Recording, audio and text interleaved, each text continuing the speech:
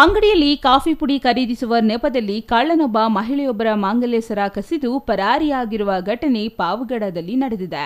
ಪಟ್ಟಣದಲ್ಲಿ ಬೆಳ್ಳಂಬೆಳಗ್ಗೆಯೇ ಸರಗಳವು ನಡೆದಿರುವುದು ಸಾರ್ವಜನಿಕರಲ್ಲಿ ಆತಂಕ ಮೂಡಿಸಿದ್ದು, ಕಳ್ಳರ ಪತ್ತೆಗಾಗಿ ಪೊಲೀಸರು ಬಲೆ ಬೀಸಿದ್ದಾರೆ. ಪಾವಗಡದ ಪೆನುಗೊಂಡ ರಸ್ತೆಯ ರವಿತೇಜ ಕಾಫಿ ವರ್ಕ್ಸ್ನಲ್ಲಿ ಘಟನೆ ನಡೆದಿದೆ.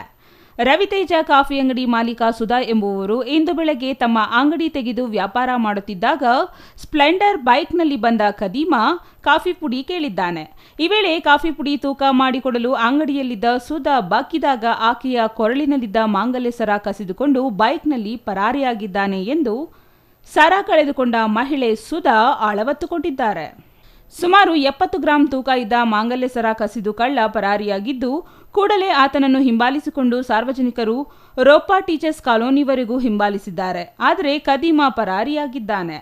ಪಾವಗಡ ಪೊಲೀಸ್ ಠಾಣೆ ವೃತ್ತ ನಿರೀಕ್ಷಕ ಸುರೇಶ್, ಗುರುನಾಥ್ ಮತ್ತು ಸಿಬ್ಬಂದಿ ಕಳ್ಳನಿಗಾಗಿ ತೀವ್ರ ಹುಡುಕಾಟ ನಡೆಸಿದ್ದು, ಈ ಬಗ್ಗೆ ಪಾವಗಡ ಪೊಲೀಸ್ ಠಾಣೆಯಲ್ಲಿ ದೂರು ದಾಖಲಾಗಿದೆ.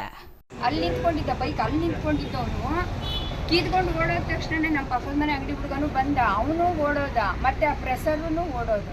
ಅವ್ರ ಹನುಮಂದ್ರು ಹಂಗೆ ಅಲ್ಲಿ ಹೋಗ್ತಾ ಇದ್ರು, ಹಂಗೆ ಟರ್ನ್ ಮಾಡ್ಕೊಂಡು ಹೋದ್ರು. ಹಂಗೆ ಜಸ್ಟ್ 5 ನಿಮಿಷ ಇಲ್ಲ, ಅವರು ಹಿಂದೆನೇ ಟರ್ನ್ ಮಾಡ್ಕೊಂಡು ಹೋದ್ರು. ಅವ್ರು ಭಾಳ ಫಾಸ್ಟ್ ಹೋಗಿ ಅವ್ನು ಮಿಸ್ಗೈಡ್ ಮಾಡಿದ್ದಾನೆ, ಭಾಳ ಫಾಸ್ಟಾಗಿ ಹೋಗಿದ್ದಾನೆ.